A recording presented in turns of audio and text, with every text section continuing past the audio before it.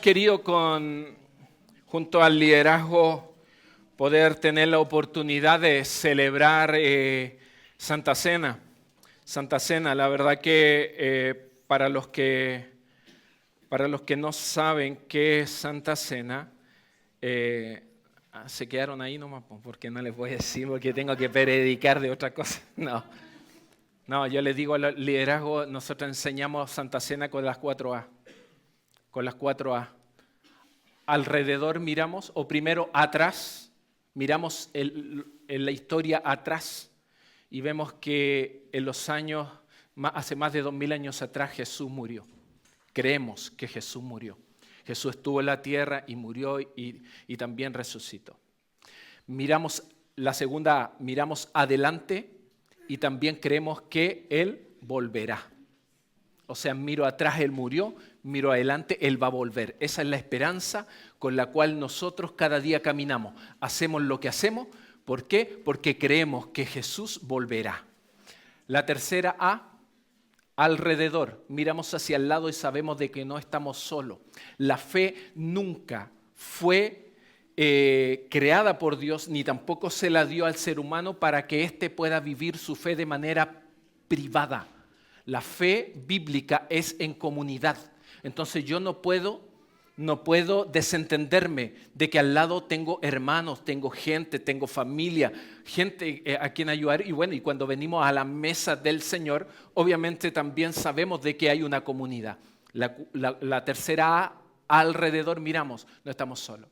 Y la cuarta A es miramos hacia adentro. O sea, es un llamado a la reflexión, a examinarnos, una introspección y saber cómo está mi vida, cómo está mi relación con Dios.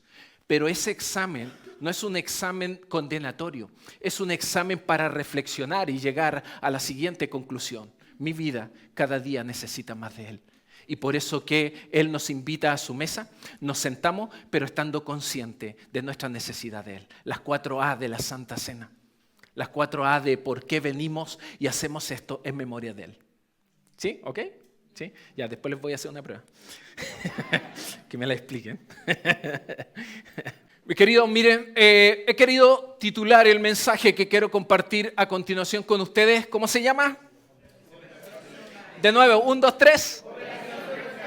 Operación Rescate. ¿De qué se trata esto? Esta es una película, la mejor película que les voy a compartir hoy día. Se trata de Operación Rescate. La base bíblica que voy a estar usando es en Lucas. No la voy a leer completa porque es un pasaje ultra conocido. De hecho, esta historia o esta narración es una parábola. Y es una parábola muy conocida. Creo que más de alguno de nosotros la ha escuchado en más de alguna ocasión. Inclusive ha inspirado a muchos escritores, gente que ha hecho pinturas, gente que se ha inspirado en esta narrativa que muestra Lucas 15, que solamente está en Lucas. Lucas nomás nos habla de esta narración conocida. Y resulta que, como te decía, ha inspirado libros que se han escrito, pinturas, canciones y muchas cosas más. Y me refiero a la parábola del hijo pródigo. ¿Quién no la ha escuchado? A ver, que levante la mano. ¿Quién no la ha escuchado? Si no, para que vaya afuera y la vaya a leer al tiro del 11 al 32.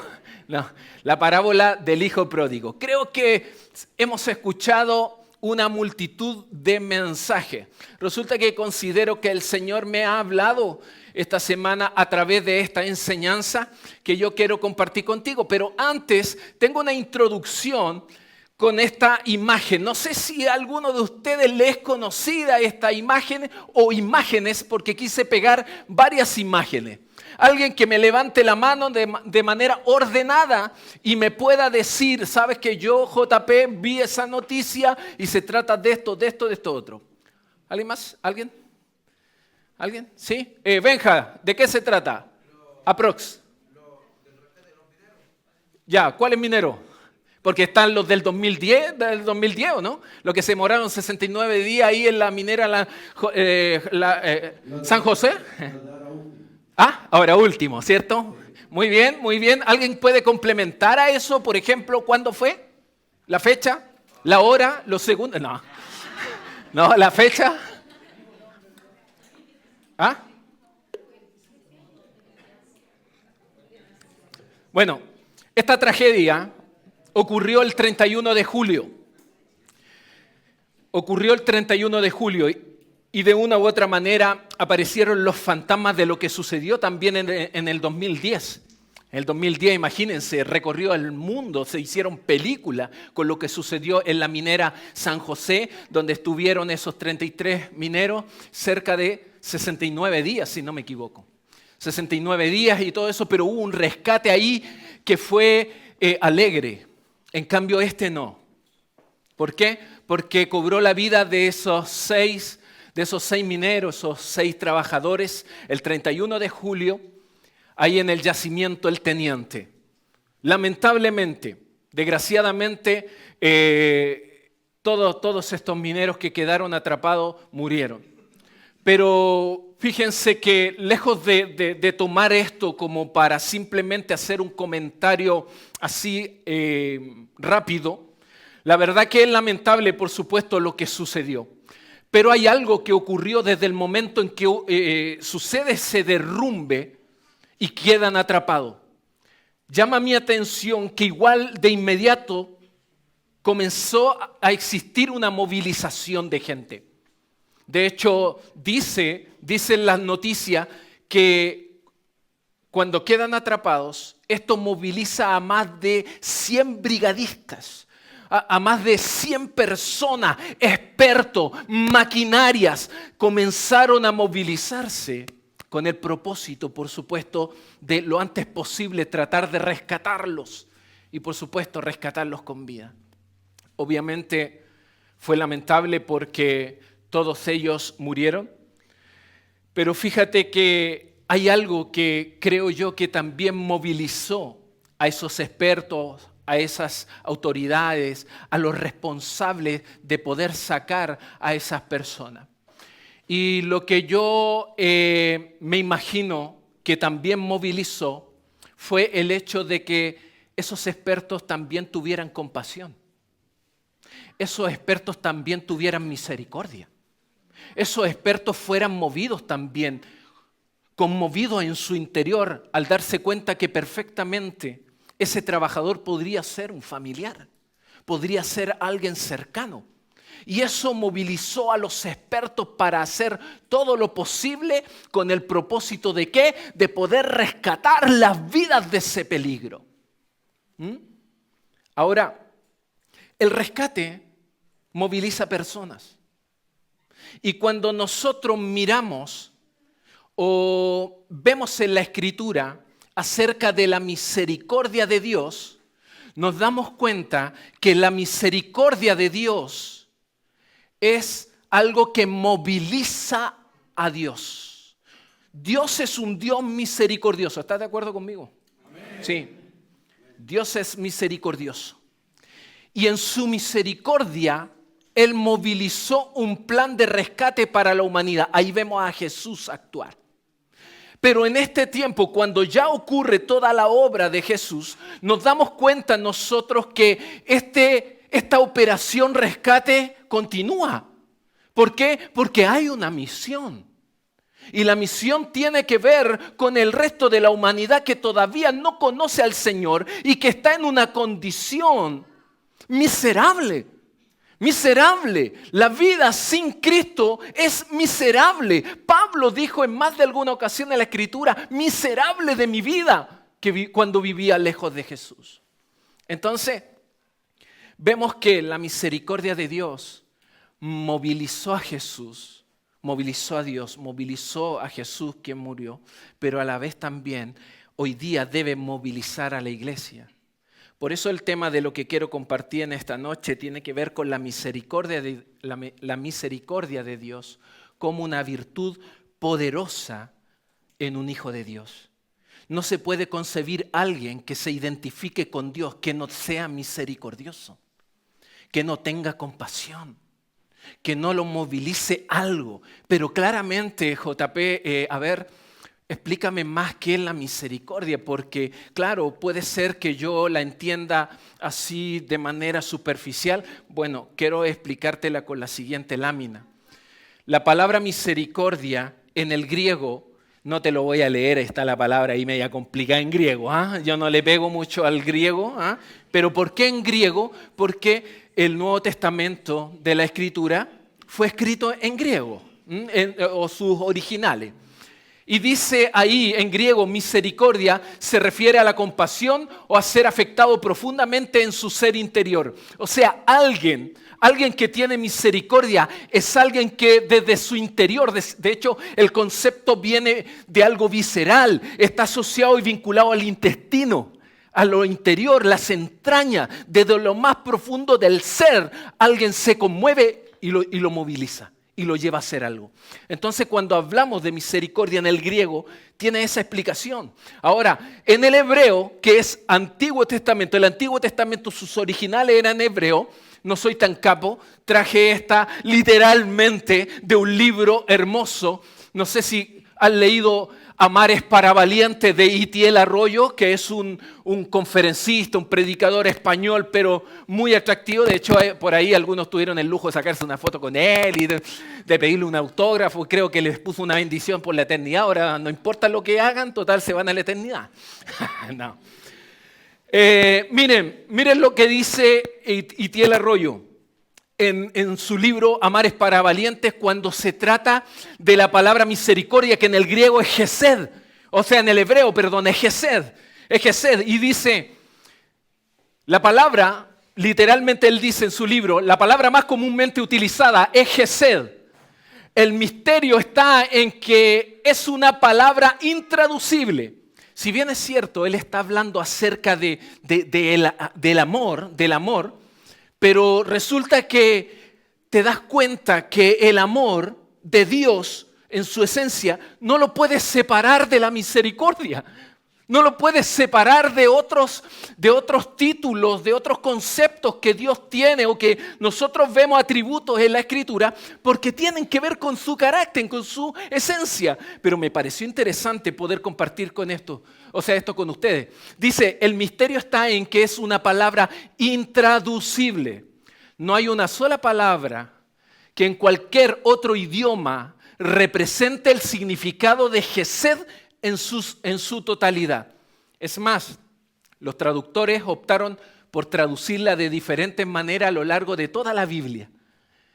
Misericordia, ternura, fidelidad, bondad, gracia, pacto, por ponerles ejemplo. O sea, el tipo de amor de Dios, cuando tú quieres hablar acerca del amor de Dios, tú puedes estar hablando de todas estas palabras juntas. Misericordia, fidelidad, ternura, bondad, gracia, pacto. O sea, no se puede traducir. Es algo pero totalmente profundo. Es profundo cuando hablamos de misericordia, cuando hablamos de amor. Son palabras que están totalmente asociadas. Están asociadas, entonces es tremendo. Y mira, en el latín es por supuesto una palabra compuesta de dos partes. Miser, como dice, miser, cor. Miser, miserable, cor, corazón. O sea, esto implica un corazón que siente compasión por la miseria de otros. Un corazón que siente compasión por la miseria de otro. Cuando nosotros vemos lo que Dios hizo, lo que hizo Jesús, nos damos cuenta que Él tuvo compasión porque vio a la humanidad de manera miserable, viviendo en una miseria, pero Él lo que quiere es rescatar. Dicho esto, es que si nos adentramos entonces al capítulo 15, del verso 11 al 32, tú te das cuenta que ahí está la historia del hijo pródigo. Y que de hecho hay algunos que sostienen que ese no debería ser el mejor título, porque ahí solamente está hablando de un hijo. Pero si tú lees, porque esa es la tarea que tienes, de poder leer todos estos versos, porque yo no te los voy a leer acá, sino vamos a leer algunos pasajes solamente para complementar, porque hoy día yo te quiero hablar de las 3 R de la misericordia de Dios. Las 3 R que deben ser una marca en todo hijo de Dios. Las 3 R que deben estar como una huella que debe tener a la hora de actuar, a la hora de vivir, a la hora de compartir con otros en todo hijo de Dios. en todos nosotros. O sea, nos plantea realmente un gran desafío, un gran desafío. Pero si nosotros hacemos rápidamente una consideración de lo que nos narra Jesús, porque Él está hablando con una parábola, es decir, con una historia cotidiana, de una manera sencilla, entonces Él comienza a narrar a quienes tiene como contexto cuando el Señor comienza a enseñar. Tiene a los escribas, tiene a los fariseos, tiene a los religiosos de ese tiempo que lo estaban cuestionando porque Él estaba juntándose con pecadores. Entonces comenzaron a cuestionarlo y él dijo, les voy a contar una narrativa o les voy a contar una historia. Y primero ustedes van a ver que en el 15:1 comienza a narrar la historia de la oveja perdida. ¿Cuántos las conocen? Sí, todos los que hemos estado perdidos. De hecho yo era oveja negra, pero negra. Pero el Señor me rescató. Y después de la oveja perdida te das cuenta que hay otra historia de la moneda perdida. Y después de esa historia está esta, la del hijo pródigo. Pero como les decía anteriormente, el hijo pródigo no es como el mejor título. ¿Por qué? Porque dentro de la escena hay 3 personajes que podríamos decir que son principales. Hay un hijo menor, que no dice el nombre. Está el padre, pero también hay un hijo mayor. Y si tú después puedes leer algún destello, vamos a leer de acá, nos vamos a dar cuenta que perfectamente el título de esta narrativa debería ser otro. Pero eso lo vamos a dejar ahí. ¿Para qué? Para que después al final de esta historia tú puedas decir qué título podría tener esta parábola. Porque hijo pródigo no le queda. Hijo pródigo no le queda. Y ojo, alguien me podría decir, hey JP, ¿me estáis diciendo que eso está mal en la escritura? No, es que déjame decirte que los títulos, los capítulos, los versículos no fueron inspirados por el Espíritu Santo. Porque en ese tiempo se escribía de otra manera. Fueron después otras personas que se reunieron, después en la medida en que fueron sacando texto, como para ordenar y dejar más ordenado para las generaciones que venían o que vivían en ese entonces, le pusieron capítulo, título, versículo y todo eso. Eso lo vamos a aprender después en discipulado, en las clases de teología, ahí podemos aprender de todo eso. Pero mis queridos, aquí va a lo que te dije. Hoy quiero hablarte de cómo la misericordia de Dios debe ser la marca en el cristiano. ¿Estamos atentos? ¿Sí? ¿Vamos a tomar nota? Sí. La primera palabra que quiero es rastrear. Repite conmigo. Rastrear. ¿A alguno le cuesta la R? Rastrear. Rastrear. Rastrear. Y quise poner un celular. ¿Cuántos papás que hay aquí de repente le dicen a su hijo, a ver, quiero rastrear, ¿dónde está mi hija? ¿Dónde está mi hijo? ¿A dónde está? Y sí, a ver, envíame WhatsApp, de inmediato envíame tu ubicación. Claro. ¿Por qué? Porque cuando hablamos de rastrear y de la definición, hay una definición que me gusta que dice, significa seguir el rastro de alguien o algo, buscarlo por medio de la huella o de indicios. Rastrear tiene que ver con averiguar algo que está en investigación. Rastrear. En este contexto, ¿es rastrear a quién? ¿Cómo dice ahí? A los perdidos. Rastrear a los perdidos. Leo el pasaje que está ahí, que es del 17 al 20. Y volviendo en sí, ¿quién había vuelto en sí? Déjenme introducirlo, perdón. La parábola del hijo pródigo comienza con el hecho de que hay 2 hijos que están viviendo con su padre en su casa. Ojo, una familia disfuncional. 2 hijos y su padre. No había mamá ahí. Mira, cómo intencionalmente el Señor comienza a hablar en ese contexto para explicar que Él todo lo restaura. Estos 2 hijos, resulta que el menor, ¿cuántos son hijos menores aquí? ¿Menor? ¿Sí? ¿Cuántos hay hijos mayores que son? Mayores. Ya, menor, mayor. Ya, bueno, aquí les voy a dar a los menores y mayores. No, yo soy el del medio. Entonces, como les decía, el hijo menor en un momento se choreó de estar en la casa de su papá, lo tenía todo, y va y le pide la herencia. Le dice, papá, ¿sabes qué? Quiero que me des la herencia que me corresponde. Y el papá no se resistió, se la dio, la repartió entre sus hijos y resulta que va y el hijo tomó la herencia, ¡pum! Se fue, dice el relato, a pegarse la vida loca. ¿Ah? Fue a vivir y dijo, aquí está el dinero en mis manos, puedo hacer lo que quiero. Y comenzó, y dice la narración, que el dinero comenzó a terminarse. Se farrió, en palabras coloquiales, todo el dinero. Se farrió el dinero y resulta que después, al lugar donde se fue, que no explica el texto, en esa región comenzó a haber una gran crisis, una gran hambruna. Y él no le quedaba ni uno. Entonces, ¿qué es lo que hizo? Comenzó a buscar y a mendigar trabajo. ¿Encontró trabajo? Sí. ¿Pero dónde? Apacentando cerdos. Apacentando cerdos. Y en ese lugar comenzó para tratar de ganarse la vida el día a día, y resulta que era tanto la hambre que lo desbordaba que en un momento, dice el relato, que anhelaba comer la comida de los cerdos.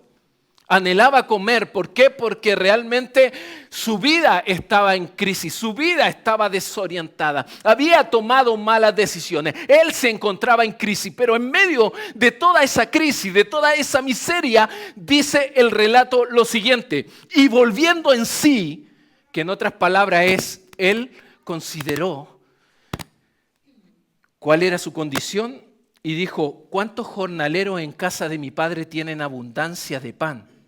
Y yo aquí perezco de hambre. Me levantaré e iré a mi padre y le diré: Padre, he pecado contra el cielo y contra ti. Ya no soy digno de ser llamado tu hijo.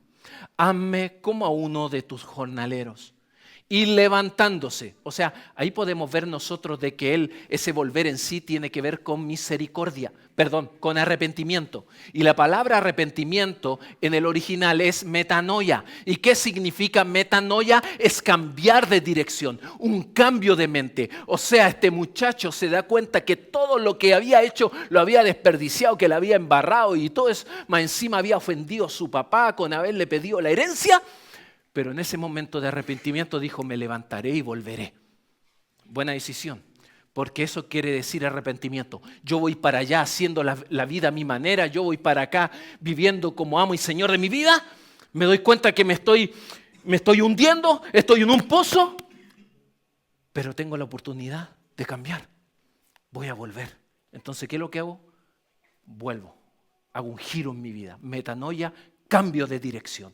Si iba para acá y mi vida es una miseria, cambio y ahora voy a probar eso nuevo, eso fresco, eso que me ofrece Dios. Ya, seguimos. Y levantándose vino a su padre y dice: y cuando aún estaba lejos, lo vio su padre. ¿Quién lo vio? Su padre. Miren, enseguida hago un paréntesis ahí que me encanta. Lo vio su padre y fue movido ¿a qué?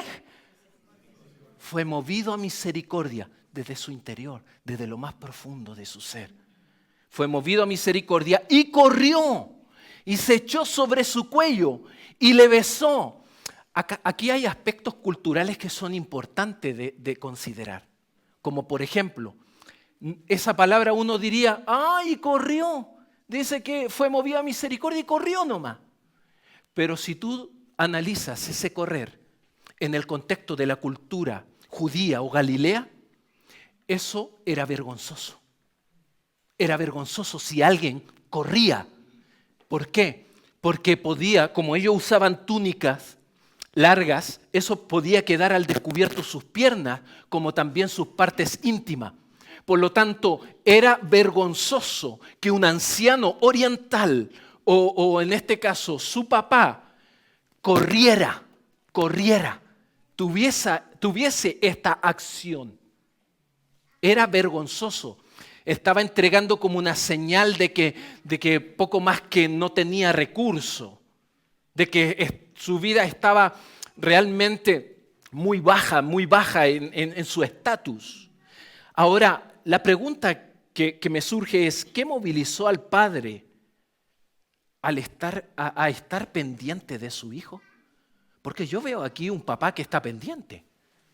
¿Por qué? Porque cuando él decide volver, dice que su papá lo vio, estando lejos lo vio.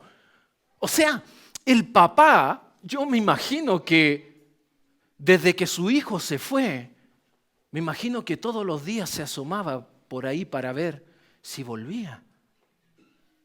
No se quedó tranquilo de que le haya pedido la herencia.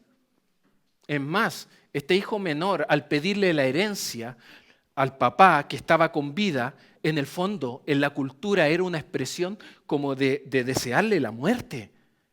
Porque se supone que la herencia tenía que venir cuando muriera. Entonces, te das cuenta que es la misericordia, esa emoción y sentimiento que nace en lo más profundo del ser, que moviliza a este papá a estar pendiente de ese hijo, y cuando ve a ese hijo, ¡wow! Él se le olvidó la ley y todo lo que la cultura decía al respecto, y lo que hace simplemente él es moverse. Ahora, ¿por qué el Señor incluye contextos culturales, o sea, los conceptos culturales? ¿Por qué tenía presente eso? Porque tal como le decía anteriormente, la audiencia que estaba escuchando esta narración de Jesús eran los fariseos, eran los religiosos, los que estaban cuestionando que Jesús se reunía con pecadores. Esa gente estaba criticando a Jesús. Por eso es que al Señor no le parece desproporcionado dar estos detalles. Y la escena nos muestra que realmente al tratarse de la humanidad perdida, Dios lo que hace es seguirle el rastro hasta encontrarlo. Lo que hace en este caso este papá es estar rastreando a su hijo, es decir, lo estoy buscando. Quiero saber dónde está. Quiero realmente no dejar de estar atento, no dejar de investigar. Quiero saber dónde él se puede encontrar. O sea, lo que él anhelaba era encontrarlo, de que su hijo volviera, Es como de pronto, hoy día quizás cuando vemos, por ejemplo, el oficio de un detective. El oficio de un detective, cuando hay una persona en sospecha, ¿qué es? Indagar, investigarlo, ¿cierto? Investigarlo, averiguar, seguirle el rastro, no soltarle la huella. Tratar de hacerse de la más información posible como para ver si esa sospecha tiene algo en vista. Fíjate, mi querido, que así es para con Dios cuando se trata de la gente que vive sin Cristo. La gente que vive sin Cristo, a Dios lo moviliza. A Dios lo moviliza.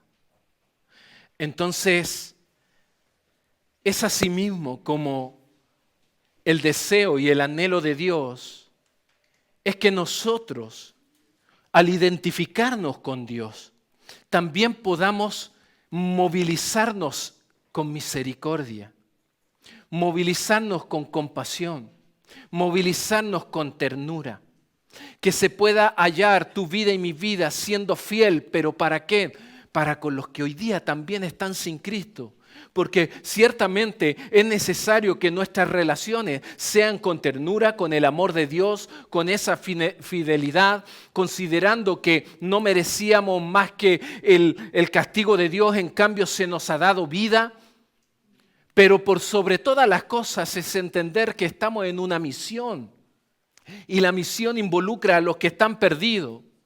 Y la misericordia de Dios rastrea a los perdidos. O sea, no podemos perderle el rastro. Hay que seguir la huella de gente que necesita realmente un encuentro con Jesús.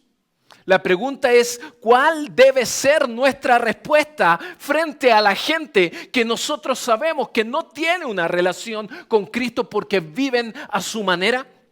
¿Acaso no es movilizarme? ¿Acaso no es rastrearlo? ¿Seguirle la huella? ¿Para qué? Para que puedan volverse a Dios y también ser abrazados por esa misericordia, por esa compasión, por esa ternura, por esa gracia que Dios tiene también para con su vida. Sí, por eso es que la operación rescate sigue activa en la iglesia. Pero es necesario que esta huella, la huella del rastreo, pueda estar vigente en nuestra vida. Es como el GPS. El GPS no funciona si tú no sabes dónde estás. Porque cuando tú quieres llegar a algún lugar, primero tú tienes que colocar de dónde yo quiero trazar el camino a donde voy a llegar, ¿o no? Y a partir de donde yo estoy, me traza y me da la información para llegar. La pregunta es, ¿dónde estás tú hoy? Porque si estamos en el reino de Dios, si nos estamos identificando con Jesús, entonces debemos tener misericordia con los que están perdidos. Debe movilizarnos a diario, cada vez que emprendemos un nuevo día, considerar que hay gente que necesita que tú le compartas el evangelio, que tú la abraces. Me gozaba cuando por ahí escuchaba unos testimonios de unos amigos hablando del Señor. Es más, el otro día me fui a tomar un café con unos amigos en la noche bien tarde, y por ahí nos estábamos dando unas vueltas en la plaza, solo por ahí, y de repente aparecieron algunas personas y apareció un muchacho que nos pidió plata y le dimos dinero, pero a la vez también se nos dio la oportunidad para hablarle del Señor y le dijimos, oye, permítenos poder orar por ti, y oramos por él. Y resulta que el chico nos manifestó de que en algún momento había estado incluso en otros países haciendo misiones, pero hoy día estaba perdido. Entonces, es un desafío diario que tenemos, el rastrear. Pero debe ser una huella, debe ser una marca en los hijos de Dios, el rastreo. La pregunta es si estamos mostrando misericordia por los perdidos o estamos siendo indiferentes a la necesidad de otro. ¿Solamente me importa mi necesidad o también me importa la necesidad de aquellos que hoy día viven sin Cristo? Pidámosles al Señor tener un corazón misericordioso, que pueda rastrear a los perdidos, que pueda seguirle la huella a los que están perdidos. Porque entonces ahí donde encontramos el verdadero sentido de la vida, y acuérdate que todo lo demás siempre es añadido. ¿Amén? La segunda R, ahí está, es de restaurar. La misericordia de Dios restaura a los que regresan. Y esta palabra restaurar, en el contexto bíblico, se relaciona con la idea de devolver algo a su estado original. Devolver algo a su estado original. O de reparar lo que ha sido dañado. ¿Acaso no es eso lo que el Señor comienza a trabajar en nuestra vida? ¿Cuántos de nosotros no hemos llegado heridos al Señor? ¿Cuántos de nosotros no nos hemos encontrado en una condición de dañados, fracturados, quebrados en nuestro interior? Y el propósito de Dios es restaurar, o sea, devolver algo a su estado original. Ese es el propósito de Dios, porque cuando Dios crea a Adán y a Eva y crea en el principio, había una relación con ellos. Pero después todo se rompió cuando entra el pecado y de ahí para adelante todo es desastre. Y por eso después aparece Jesús en escena. ¿Para qué? Para que Dios, en su deseo, en su misericordia para con la humanidad, pueda realmente restaurar lo que Él creó. Y la máxima creación de Dios somos los seres humanos. Dios ha creado todas las cosas, pero la Escritura dice que la máxima creación de Dios somos los seres humanos. Y Dios desea restaurar, devolver algo a su estado original o de reparar lo que ha sido dañado. Del 21 al 24 dice, el hijo le dijo, cuando después se topó con él, Padre, he pecado contra el cielo y contra ti, y ya no soy digno de ser llamado tu hijo. Pero el padre dijo a su siervo, por favor, a su siervo, le dije, mira, presta atención, le dice, sacad el mejor vestido y vestidle, poned un anillo en su mano y calzado en sus pies, y traed el becerro gordo y matadlo, y comamos y hagamos fiesta, porque este es mi hijo, muerto era y ha revivido, se había perdido y es hallado, y comenzaron a regocijarse. ¡Bum! Esto es tremendo. Es tremendo, ¿por qué? Porque el papá rompió todo concepto cultural o todo protocolo cultural. ¿Por qué? Porque la ley de Moisés decía o dice que si el hijo se vuelve rebelde con los padres, éste debe morir. La ley de Moisés castigaba con pena de muerte al hijo rebelde, al hijo rebelde. Inclusive en la antigua Galilea, la negligencia en el trato a los padres en la antigua Galilea constituía un delito. Por lo tanto, la consecuencia era irse a prisión. Si alguien era negligente en su trato con sus padres y lo veían y constataban de que así era.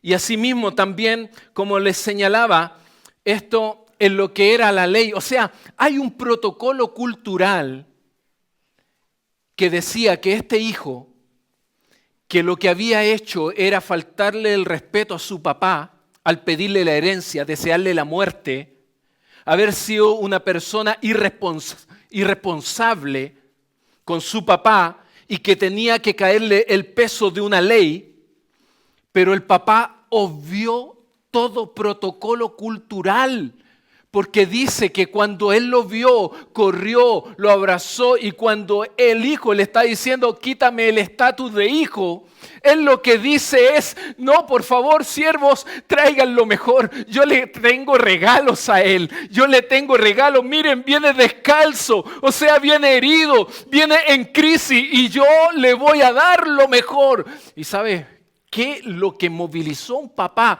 no hacer uso de la ley, sino más bien pasarse la ley y actuar con amor. ¿Sabes por qué?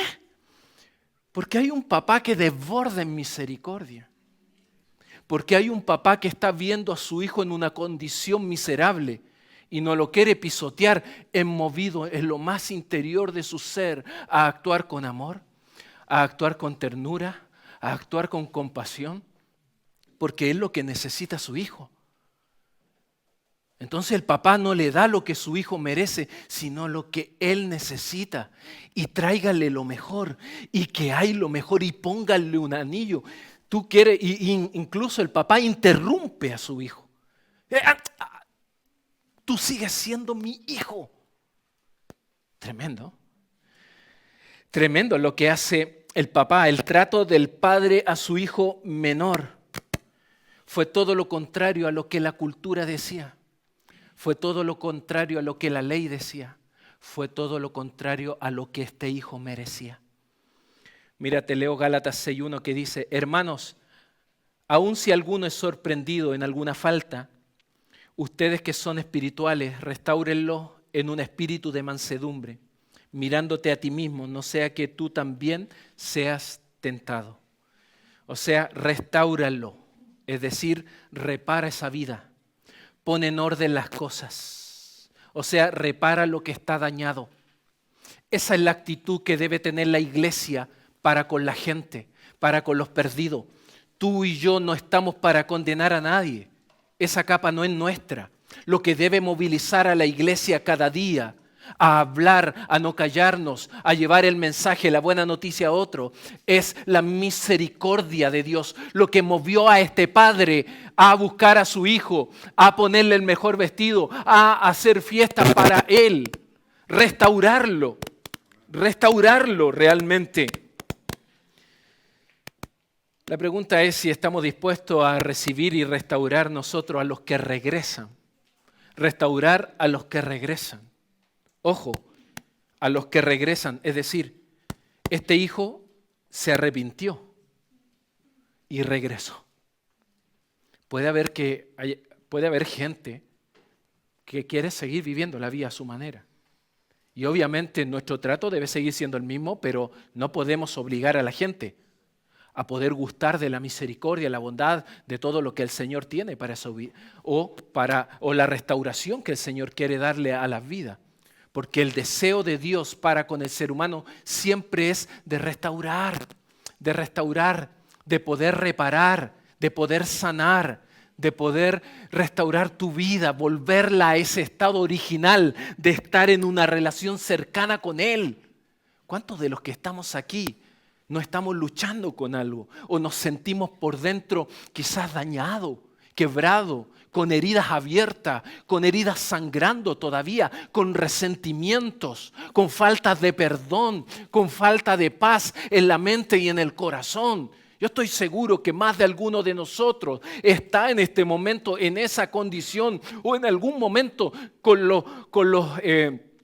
las vivencias, las experiencias del día a día que nos golpean. De pronto quieren mover nuestra situación o nuestro estado de Dios y comienzan a dañarnos. Pero qué hermoso es saber que hay un Padre que realmente quiere restaurarnos. Y sabe, porque cuando Jesús está contando esta historia y está hablando de ese Padre representa a Dios. Ese Padre representa a Jesús. El hijo menor representa a los pecadores, a los publicanos, a los que estaban siendo desechados, marginados.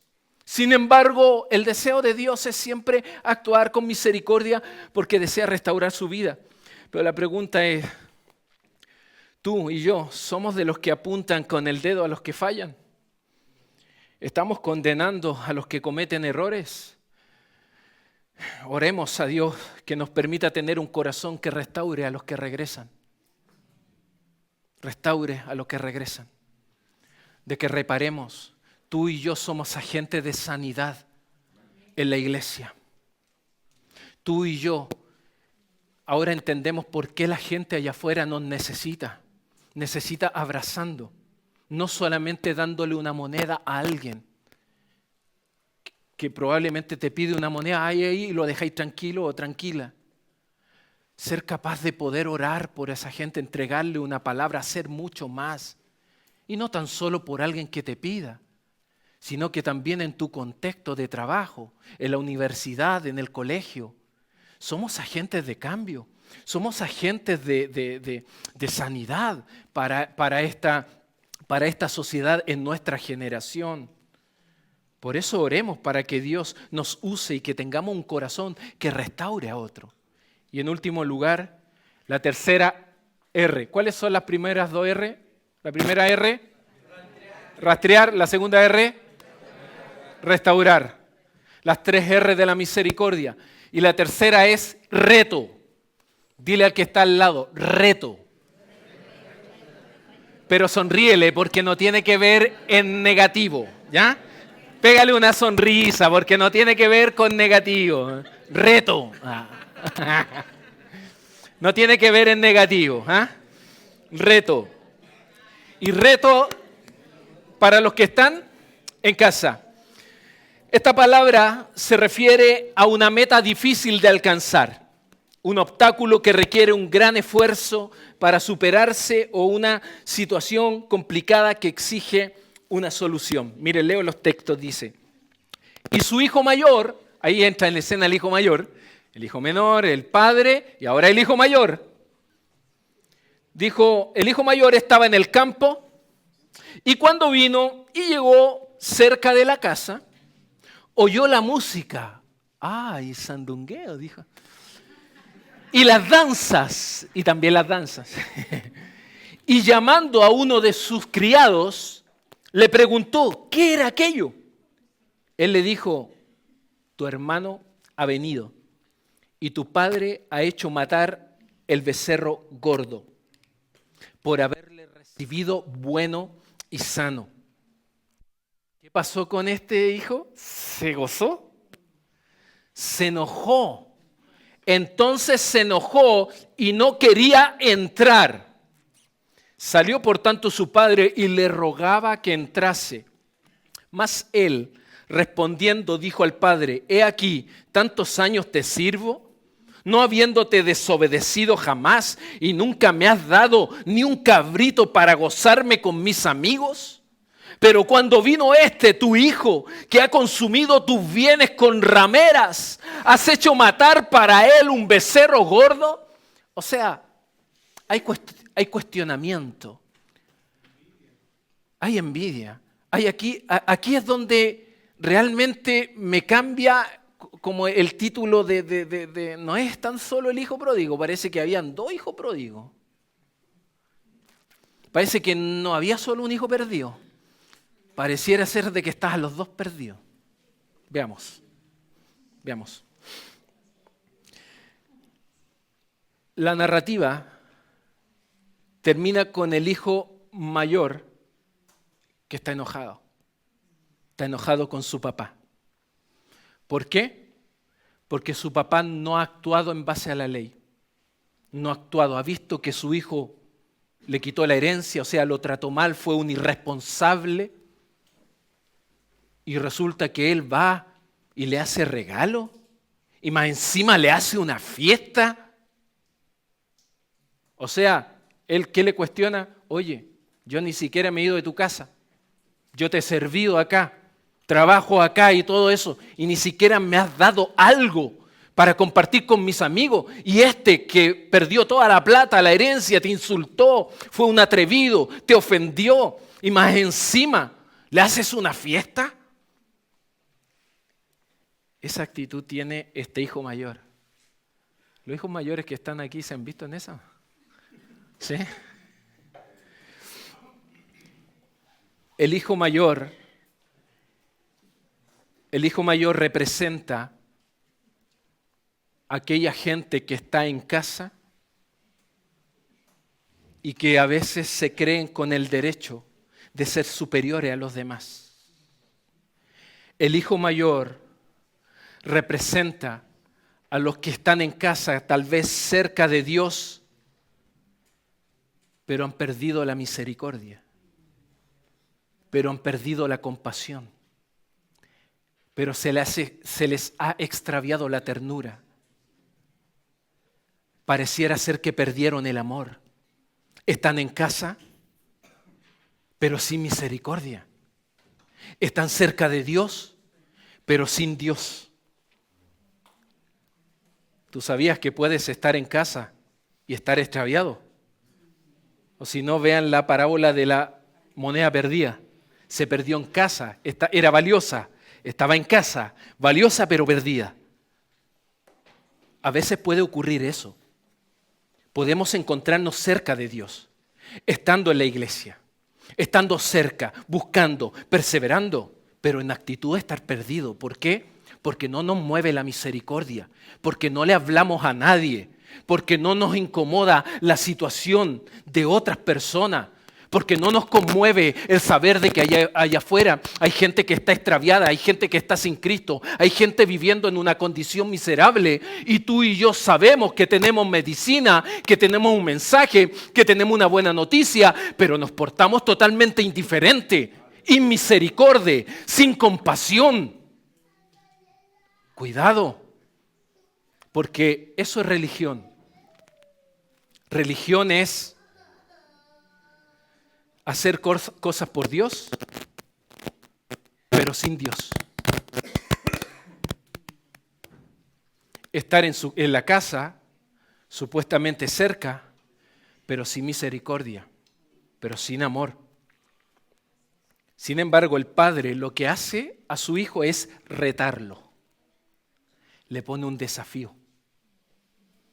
Y va y él mismo le dice, salió por tanto su padre y le rogaba que entrase. O sea, desafía a su hijo y le dice, por favor, ten misericordia. ¿Sabes?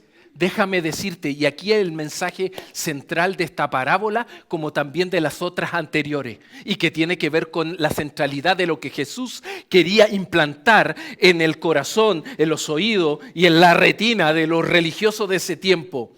Él le dice, ¿sabes? Por favor, ten misericordia. Tu hijo estaba, o sea, tu hermano estaba perdido y fue hallado, fue encontrado. Tu hermano estaba lejos y ha regresado. Por favor, ten misericordia. Y a veces lo que menos tenemos es misericordia. Es que se alejan y después vuelven.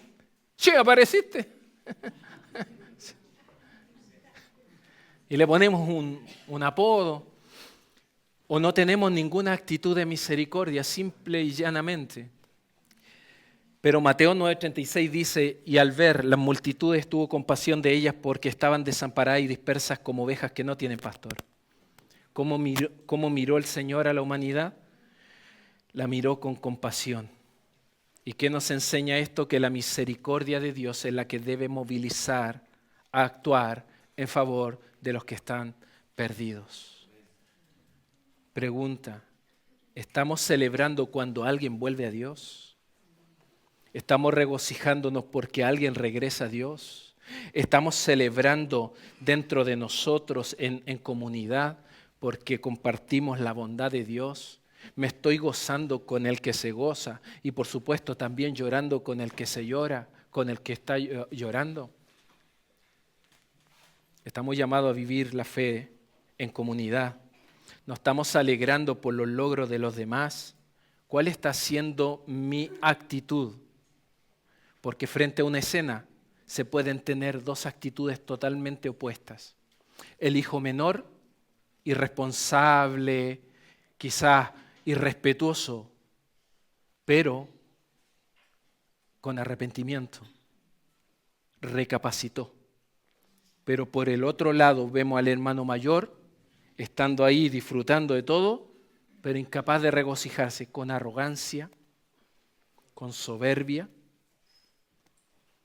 sin misericordia, sin amor, sin gozarse. Las personas perdidas son prioridad en el ministerio de Jesús. Las personas que están perdidas deben ser una prioridad para Casa Familia Renuevo. Casa Familia Renuevo existe porque todavía hay gente que rescatar. Estamos todavía en Operación Rescate. Operación Rescate. Dame con la última, amigo. El reino de Dios en Operación Rescate lo que requiere es de rescatistas. La pregunta es si hay alguien aquí que quiera, acepte el reto, acepte el desafío, acepte actuar con misericordia, acepte rastrear a los perdidos, acepte restaurar a aquello que está dañado. Yo no sé si hay aquí alguien que quiera decirle, sabe Dios, yo quiero que cuentes conmigo y si tienes que hacer una transformación en mi interior porque me he estado moviendo sin misericordia, sin compasión, he estado solamente velando por mí mismo, pero en esta hora yo me quiero parar y me quiero parar para comprometerme contigo, no con el JP, no con el pastor, no con la iglesia, me quiero comprometer contigo. Porque he entendido a lo largo de mis días que si yo estoy aquí sentado o estoy escuchando este mensaje es porque Dios siempre ha tenido misericordia de tu vida. Porque no han decaído su misericordia para con tu vida, para con la vida de cada uno de nosotros. Y Él sigue teniendo la misma ternura para tu vida, sigue teniendo el mismo amor para tu vida. Dios sigue siendo fiel para con tu vida, pero lo que necesita es que por medio de esa misericordia tu vida y la mía sea restaurada y mientras estamos en ese proceso te movilice ese amor para restaurar a otro, para rastrear a los perdidos. Pero eso es un reto. Pregunto, ¿hay alguien que acepta el reto de Dios? Que se ponga en pie porque vamos a orar.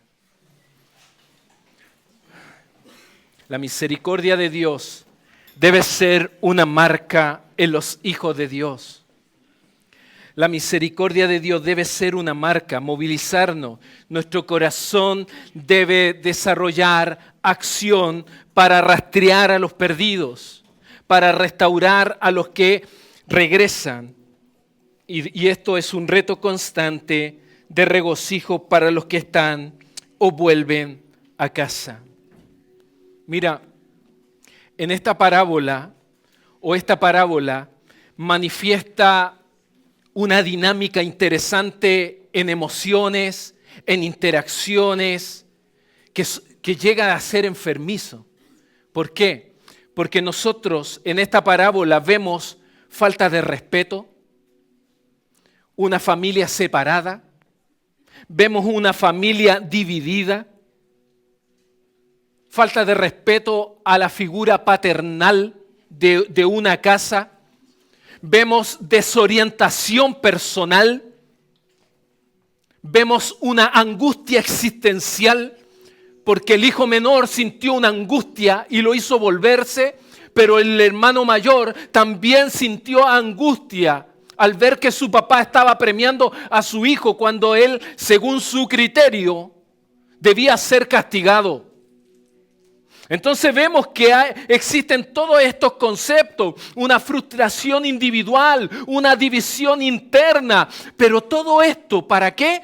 Para llegar al final, cuando nos habla de reconciliación. Para llegar al final, cuando nos habla de celebración. Cuando nos habla de gozo. Probablemente, en tu contexto, ¿has estado viviendo de cerca la angustia? ¿La falta de respeto? ¿La frustración? ¿La ansiedad? ¿La desorientación personal? Probablemente has estado viviendo de cerca la depresión, la insatisfacción, la confusión, la separación familiar. Pero te tengo buena noticia. Dios todavía sigue restaurando. Pero te tengo buena noticia. La presencia del Señor está aquí. Te tengo buena noticia.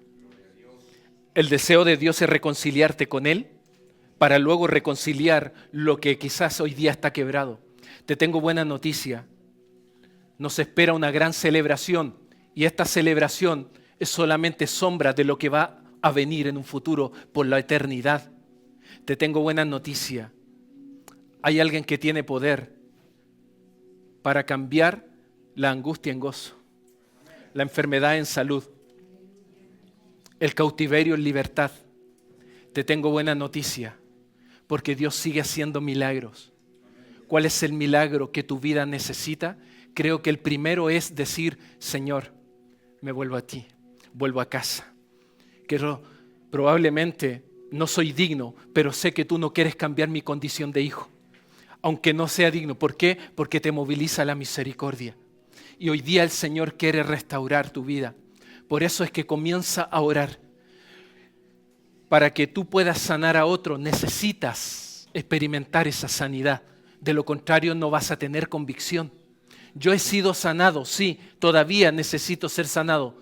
Pero conozco un Dios que sigue sanando mi corazón. Por lo tanto, a mí me mueve compartir con otro la convicción de saber de que tal como cantábamos anteriormente, solo Cristo, sí, solo Cristo es suficiente. Él debe ser tu deleite, mi deleite, pero nos debe movilizar la misericordia, eso que no se puede traducir en palabra, eso que no te puedo explicar en una sola frase, pero que reúne tantas cosas como ternura, fidelidad, pacto, gracia, compasión, y que el Señor desea que tú y yo también lo tengamos, porque el tenerlo, el vivirlo, primero te va a sanar, pero a la vez también va a sanar a otro. Amén. Oramos, comienza a orar.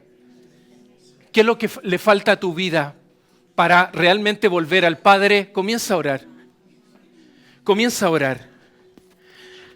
Comienza a orar. Abre tus labios. ¿Qué necesitas? ¿Qué necesitas hoy?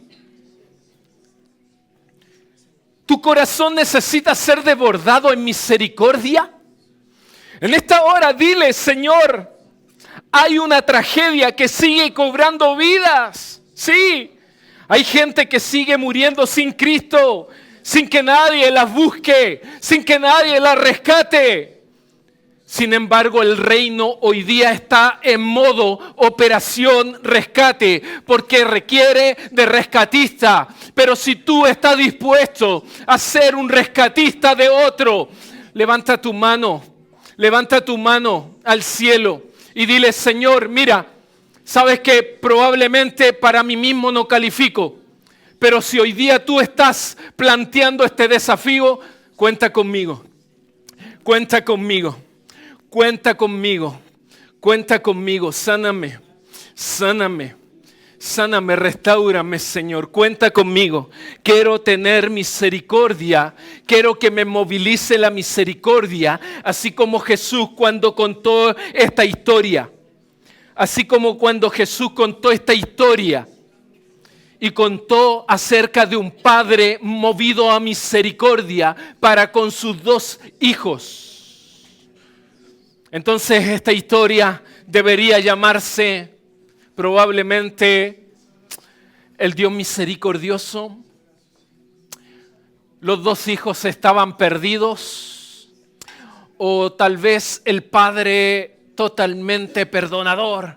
No sé cómo para ti podría tener como título esta narrativa, pero déjame decirte que hay un Dios poderoso, hay un Dios que es poderoso en lo que hace y que desea abrazar tu vida en tu condición. No le importa cuánto te has equivocado, no le importa cuánto has fallado. ¿Sabes lo que le importa a Él? Es que no estés dispuesto a confesar tu pecado para volver a Él, porque esa es una señal de arrepentimiento. La señal de arrepentimiento es reconocer que he fallado. Oramos por estos símbolos, solamente símbolos. Padre, te damos gracias en esta hora. Gracias, Padre, por este tiempo. Gracias por estar en tu presencia. Gracias porque lo que hacemos es en memoria de ti. Oramos por esto que es símbolo, símbolo de tu sangre, símbolo de tu cuerpo, Señor, el cual fue molido en esa cruz por mis pecados, por mis pecados. Tú diste tu vida por mis pecados.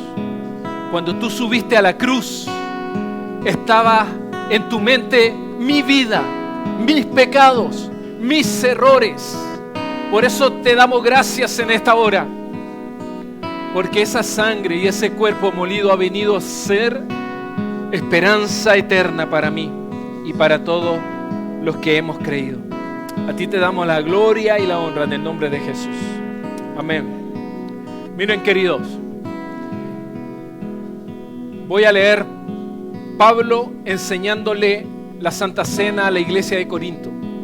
Él en un momento les dice: miren, pues yo les transmito lo que recibí del Señor mismo.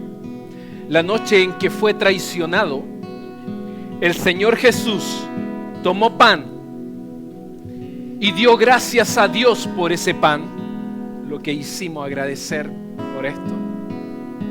Luego lo partió en trozos y dijo: esto es mi cuerpo, el cual es entregado por ustedes. Hagan esto en memoria de mí. Comamos, por favor.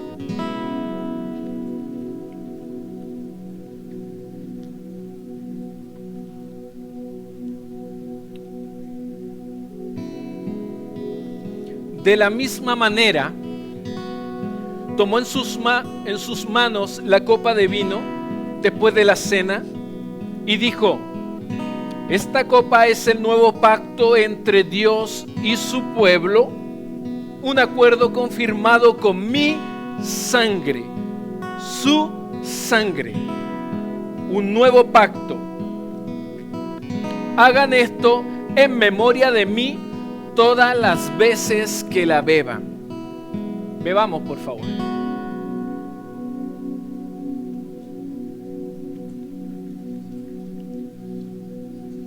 Y Pablo cierra diciendo: cada vez que coman este pan y beban de esta copa, anuncian la muerte del Señor hasta que Él vuelva. Hasta que Él vuelva. Cenamos alegres porque podemos ser reconciliados con Dios. Tú y yo somos parte de un nuevo pacto. ¿Te costó algo a ti? No, a mí tampoco. A Jesús sí, su sangre, con su sangre Él firmó un pacto nuevo. Entonces celebremos hasta que Él venga. Sigamos celebrando hasta que Él venga, porque Él volverá, Él regresará. Por eso Alaba al Señor un par de minutos. Abre tus labios y dale gracias al Señor. Dile gracias, Señor. Gracias por tu bendición. Gracias por tu sacrificio. Gracias por tu presencia. Gracias por esa sangre que lava mis pecados. La sangre preciosa de Jesús lava nuestros pecados. Gracias. ¿Cómo no decir que eres nuestro deleite?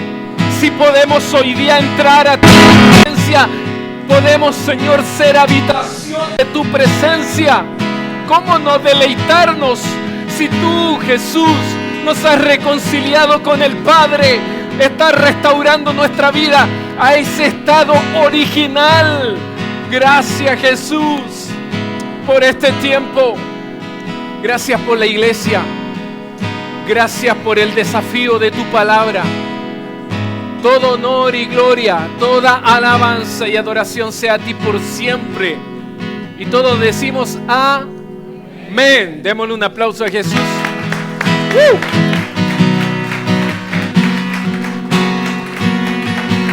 Aleluya. Que Dios te bendiga, iglesia. Toma asiento y vamos a ir cerrando ya con la ofrenda y con los avisos que se vienen.